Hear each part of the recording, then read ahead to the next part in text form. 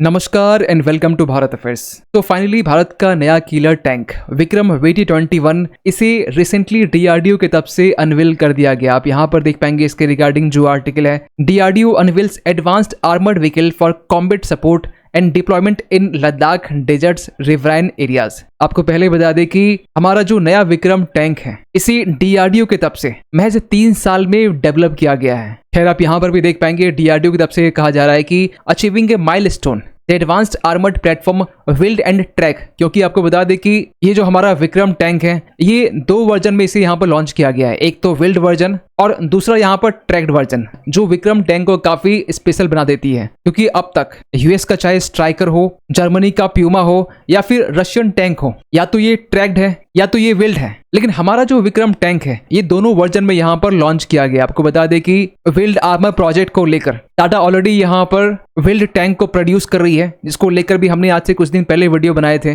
सो discuss करते हैं इस टॉपिक को डिटेल से। एक्चुअली हुआ ये कि कल के दिन में भारत की defence research and development organisation इन्होंने ऑफिशियली विक्रम VT-21 जो कि एक एडवांस्ड आर्मर्ड प्लेटफॉर्म है इसे ऑफिशियली यहाँ पर रोल आउट कर दिया है। आप यहाँ पर इसकी इमेज देख सकते हैं, जिसे महाराष्ट्र के अहिल्यानगर से अनवील किया गया है। और आपको बता दें कि इस टैंक को महज 3 साल के अंदर में डेवलप किया गया है, जिसे jointly Tata advance system limited और भारत फोर्ज लिमिटेड दोनों ने मिलकर इसे यहाँ पर बिल्ड किया है। सो इसको लेकर ये कहा जा रहा है कि ये अब तक का मोस्ट सीरियस अटेम्प्ट है, क्योंकि करंटली हम लोग रशिया का जो पुराना BM-2 फ्लीट जो है इसे हम लोग यूज कर रहे हैं, जिसे हम लोग 1980s के टाइम से यूज करते आ रहे हैं। लेकिन अब इस BM-2 को यहाँ पर भारत का खुद का जो विक्रम टैंक है यहाँ पर रिप्लेस करने वाला है, जिसे as a multi role modular platform के रूप में बिल्ड किया गया है, जो यहाँ पर इन्फेंट्री कॉम्बैट व्हीकल और आर्मर्ड पर्सनल कैरियर दोनों की फॉर्म में ये सर्व कर सकता है। इतना ही नहीं, इसके साथ में रिकॉनेसांस के साथ जो कमांड रोल्स हैं इसे भी रिकॉन्फिगर्ड किया गया है। और सबसे अच्छी बात यहाँ पर यह है कि इसे दोनों वर्जन में यहाँ पर डेवलप किया गया है। पहला तो ट्रैक वर्जन और दूसरा व्हील्ड वर्जन। अगर आप इमेज में देखें जिसमें 8x8 के व्हील लगे होते हैं, ये व्हील्ड वर्जन के टैंक है। और नीचे अगर आप देख पा रहे होंगे जिसमें व्हील के जगह पर ट्रैक का यूज किया गया है, जिसे यहाँ पर ट्रैक वर्जन कहा जा रहा है। तो कहा यह जा रहा है कि जो ट्रैक वर्जन है ये हम लोग हाई एल्टीट्यूड में यूज कर सकते हैं, जैसे कि LAC का रीजन है या लद्दाख का जो रीजन है, यहाँ पर हम लोग ट्रैक वर्जन टैंक का हम लोग यूज करने वाले हैं, जहाँ पर रफ टेरेन हो। वहीं जो व्हील्ड वर्जन है जिसे हम लोग प्लेन रीजन में, जैसे कि पंजाब या फिर राजस्थान, मीन्स जो व्हील्ड वर्जन है इसे हम लोग पाकिस्तान के अगेंस्ट यूज करने वाले हैं। इतना ही नहीं, अर्बन वॉरफेयर के साथ साथ इसे हम लोग रैपिड तरीके से डिप्लॉय भी कर सकते हैं, क्योंकि इसकी जो रोड मोबिलिटी है काफी फास्ट होती है, मेंटेन करना भी काफी सस्ता होता है, लॉजिस्टिक्स भी इस पे काफी सस्ते होते हैं। लेकिन दोनों वर्जन में यहाँ पर हाई पावर इंडिजिनस इंजन का यूज किया गया है, जिसकी जो पावर है ये 720 से लेकर 750 हॉर्स पावर की है। और आपको बता दें कि यूएस का जो स्ट्राइकर हो या फिर जर्मन का प्यूमा हो या फिर रशियन टैंक हो, या तो इनके पास में व्हील्ड टैंक है या फिर ट्रैक्ड है, इन दोनों वर्जन को यहाँ पर साथ में बिल्ड करना ये पहली बार डीआरडीओ की तरफ से किया गया है। इतना ही नहीं, जो VT-21 है ये एम्फीबियस ऑपरेशंस को भी कंडक्ट कर सकता है। आसान भाषा में कहे तो ये रिवर्स में,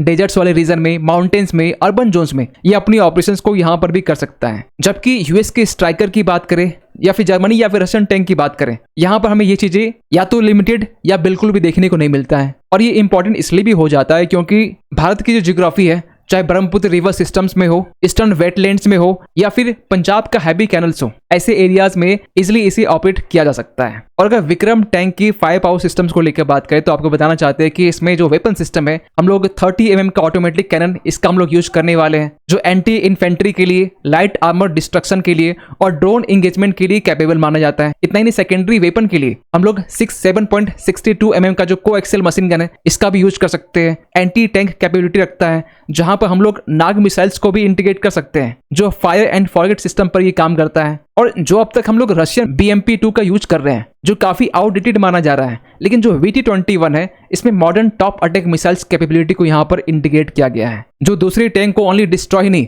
इन्फेंट्री को भी न्यूट्रलाइज कर सकता है, ड्रोन्स को भी यहाँ पर काउंटर कर सकता है। मीन्स विक्रम टैंक जो है ये एक तरह का मल्टी थ्रेट कॉम्बैट प्लेटफॉर्म है, जिसमें AI का भी यूज किया गया है। और इसको लेकर जो VRD के डायरेक्टर है जी राम मोहन राव, इन्होंने AI बेस्ड टारगेट ट्रैकिंग और वेपन सिलेक्शन सिस्टम्स को लेकर ये कहा है कि इसके इंक्लूजन से हाई स्ट्रेस बैटलफील्ड एनवायरनमेंट में भी ये जो टैंक है ये रिस्पॉन्स कर सकता है, क्योंकि ये क्रू मेंबर के जो रिएक्शन टाइम है इसे सिग्निफिकेंटली यहाँ पर कम कर देता है। तो विक्रम टैंक को यहाँ पर स्मार्ट फीचर्स के साथ साथ नेटवर्क सेंट्रिक वॉरफेयर भी बनाया गया है। रही बात विक्रम टैंक के प्रोडक्शंस के बारे में, जो सबसे इंपॉर्टेंट फैक्टर माना जाता है, क्योंकि विक्रम टैंक में composite and ceramic modular armour इसका यहाँ पर यूज किया गया है, जो विक्रम टैंक को एस तनाग लेवल 4 और 5 का प्रोडक्शन यहाँ पर देता है। जो एस तनाग है बेसिकली ये logistics and light armoured vehicles के लिए एक प्रोटेक्शन लेवल है जिसे नाटो की तरफ से दिया गया है, जिसकी मायने यहाँ पर यह है कि कोई भी थ्रेट्स अगर काइनेटिक एनर्जी को हो या फिर आर्टिलरी फ्रेगमेंट्स हो या फिर माइन ब्लास्ट हो, इन थ्रेट्स से हमारा जो आर्मर सिस्टम्स है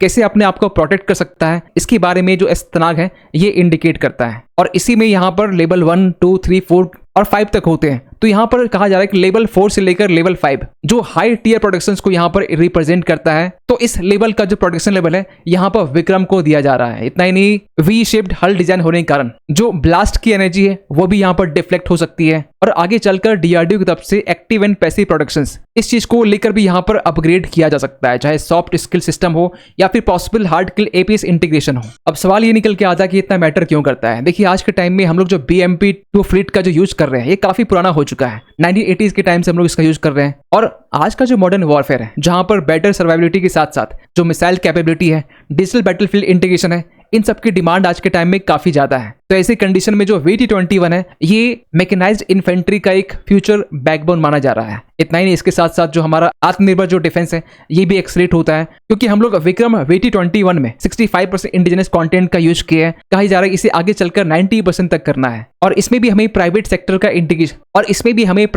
का इंटीग्रेशन देखने को मिलता है, चाहे टाटा हो या फिर भारत फोर्ज हो। और कहीं ना कहीं ये हमारे लिए एक ह्यूज अपॉर्चुनिटी लेकर आता है, जिसके कारण हम लोग अपने विक्रम टैंक को ओनली इंडियन आर्मी के लिए नहीं, इसे हम लोग एक्सपोर्ट भी कर सकते हैं, क्योंकि हमारा जो विक्रम टैंक है ये यूएस के स्ट्राइकर से या फिर रशियन BMP-3 हो या फिर टर्किश प्लेटफॉर्म्स हो, इन सबको भी यहाँ पर कॉम्पीट करता है। और आपको बता दें कि टाटा की तरफ से जो वेब इन्फेंट्री कॉम्बैट व्हीकल्स यहाँ बनाया जा रहा है, इसको लेकर इसी साल जनवरी के टाइम में ग्रीस की तरफ से इंटरेस्ट शो किया गया था कि हम आपके वेब इन्फेंट्री को यहाँ पर परचेज करना चाहते हैं, वेल्ड आर्मर्ड प्रोजेक्ट। इसको लेकर आज से 3 से 4 दिन पहले हमने एक वीडियो बनाया था जहां हमने आपसे ये कहा था कि इंडियन आर्मी की तरफ से यूएस स्ट्राइकर आर्मर्ड व्हीकल्स को जो हम लोग प्रोक्योर करने वाले थे, इस प्लान को यहाँ पर हमने अबेंडन कर दिया है और उसके जगह पर हम लोग वेब को प्रायोरिटाइज कर रहे हैं। और आज का जो बैटलफील्ड है जिसमें इन्फेंट्री व्हीकल जो है एक इंपॉर्टेंट रोल प्ले करता है, चाहे ड्रोन वॉरफेयर हो या फिर प्रोडक्शंस की बात हो, क्योंकि यूक्रेन वॉर के टाइम में आपने देखा होगा कि कैसे यहाँ पर इन्फेंट्री जो व्हीकल्स है इसके प्रोडक्शंस को लेकर यहाँ पर इशू निकल के आ रहे थे। इवन कि चाइना भी आज के टाइम में, चाइना का जो PL है वो अपने आप को और भी ज्यादा मॉडर्नाइज कर रहा है, रैपिड डिप्लॉयमेंट भी यहाँ पर कर रहा है, AI को और भी ज्यादा इंटीग्रेट कर रहा है और पाकिस्तान भी अपने प्लेन रीजन में जो आर्मर्ड मोबिलिटी है इसे यहाँ पर इंक्रीज कर रहा है। तो ऐसे कंडीशन में हमारा जो VT-21 है ये डायरेक्टली यहाँ पर मॉडर्न हाइब्रिड वॉरफेयर थ्रेट्स को एड्रेस कर सकता है। अब कहा यह जा रहा है कि 2023 से लेकर 26 तक में ये तो डेवलपमेंट फेज था, लेकिन 2026 से लेकर 28 तक में ये ट्रायल्स फेज माना जा रहा है, क्योंकि डेवलप करने के साथ साथ जो ट्रायल्स है वो भी एक इंपॉर्टेंट फैक्टर होता है कि कैसे ये बैटलफील्ड में अपने आप को ये प्रूफ कर पाता है। और जब 2028 तक में ट्रायल्स कंप्लीट हो जाएंगे तो 2029 तक में फाइनली इसे इंडक्ट कर दिया जाएगा इंडियन आर्मी में। और इसके अलावा भी आपको पता होना चाहिए कि हम लोग अपने डिफेंस में काफी अपग्रेड भी कर रहे हैं और नए नए सिस्टम्स को यहाँ पर इंट्रोड्यूस भी कर रहे हैं। इसी में यहाँ पर एक हैदराबाद बेस्ड कंपनी है रेडोन सिस्टम, इनकी तरफ से एक मिशन लॉन्चर को डेमोन्स्ट्रेट किया गया था आज से 2 दिन पहले की ये बात है, जिसमें ऑटोनोमस स्वॉर्म स्ट्राइक कैपेबिलिटी को यहाँ पर डेमोन्स्ट्रेट किया गया था। और कहा यह जा रहा है कि ये इंडिया का पहला indigenous multi barrel munitions launcher systems है जिसे रेडोन की तरफ से डेवलप किया गया है। वहीं अगर तेजस मार्क 2 को लेकर बात करें तो रिसेंटली इसको लेकर ये भी अपडेट निकल के आया कि ये अपने क्रिटिकल फेज में एंटर कर चुका है, जहां पर इसकी जो टैक्सी ट्रायल्स है